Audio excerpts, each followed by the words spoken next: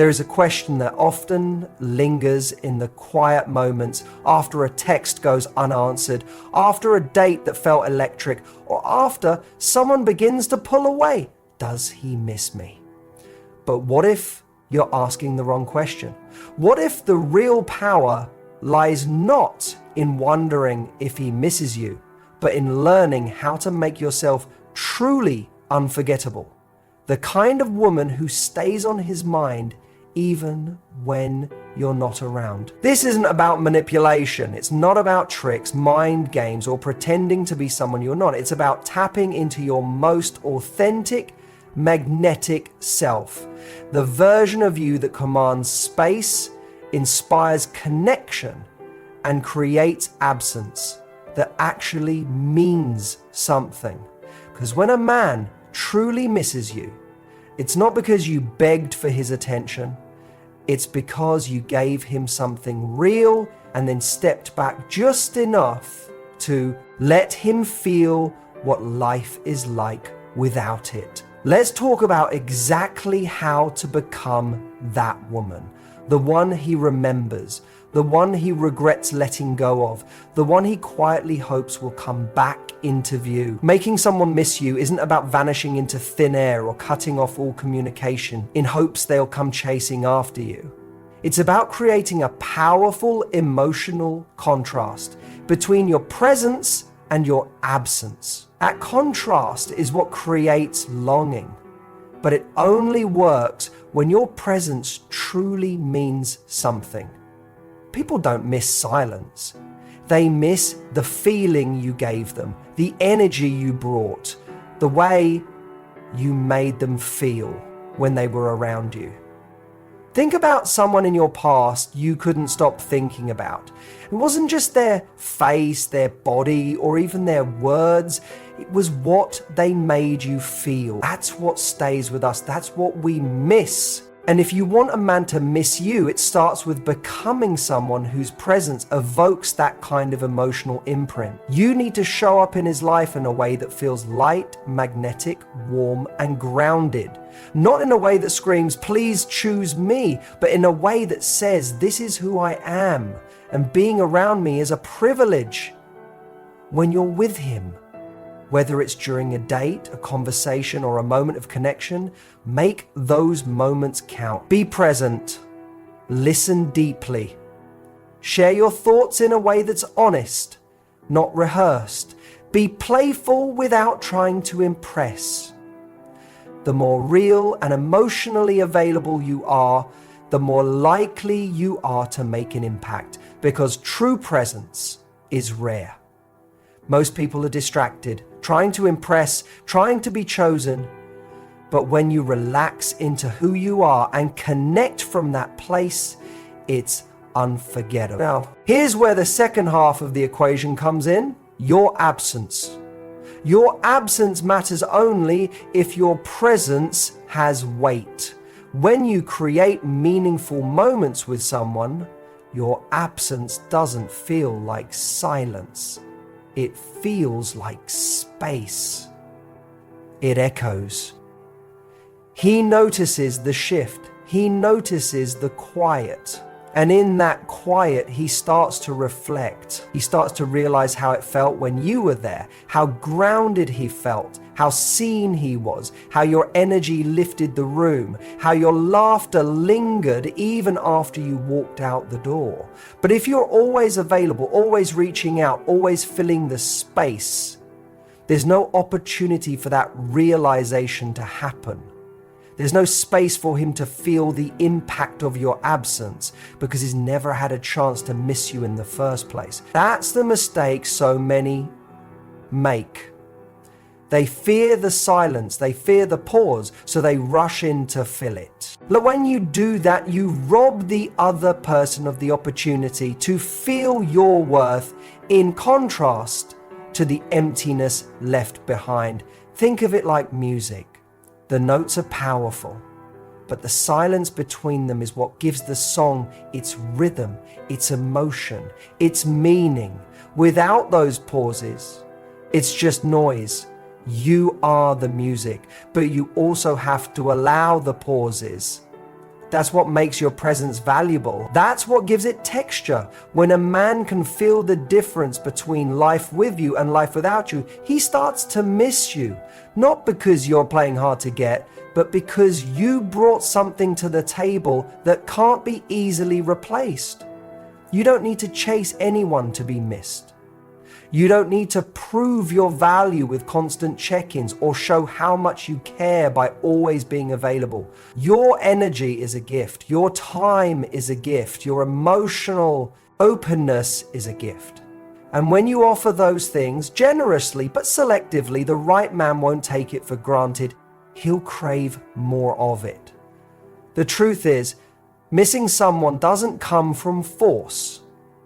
It comes from depth, from connection, from moments that felt real, and from the sudden realization that those moments are no longer there. So if you want to make a man miss you, focus less on disappearing and more on showing up powerfully, so that when you step away, there's actually something to miss. Let your presence speak so loudly that your silence echoes. Let the energy you bring into someone's life be so genuine and fulfilling that when you're not there, they feel the difference in their chest. That's how you become unforgettable. Not by withholding who you are, but by being fully you and then letting your absence do what words never could if you want to.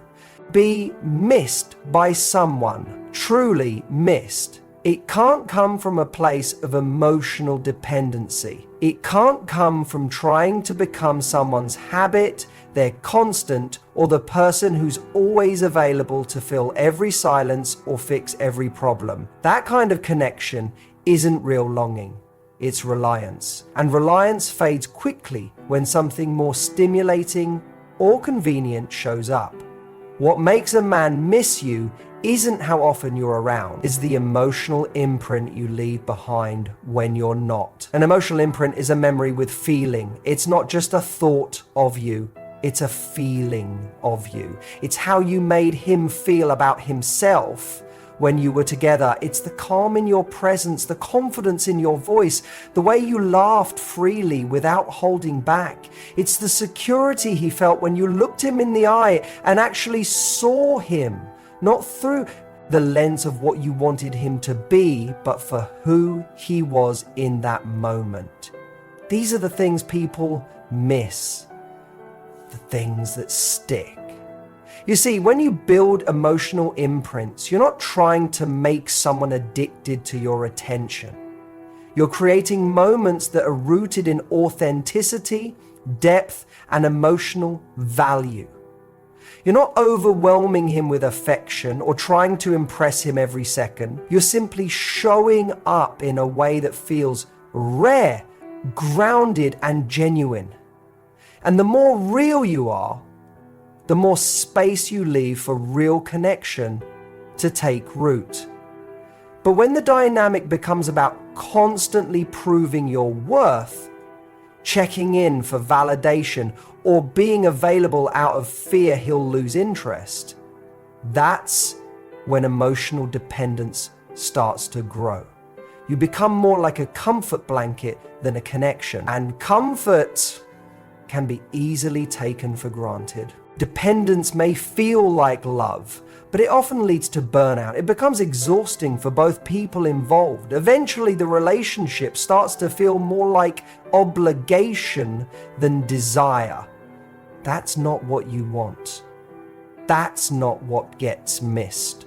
Real impact comes when you value yourself enough to step back and let your presence be felt on its own terms. It's when you trust that who you are without constant reinforcement is already enough. When you show a man that you are emotionally whole, that you're not trying to use him as a source of happiness, but instead as someone to share your joy with, that's when you become unforgettable.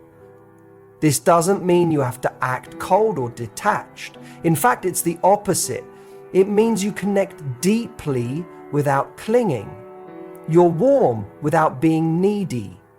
You're available for intimacy, but you don't abandon your life to chase his. You allow space, not to play games, but to respect the natural rhythm of connection, to let it breathe, to let it grow organically, rather than force it into shape.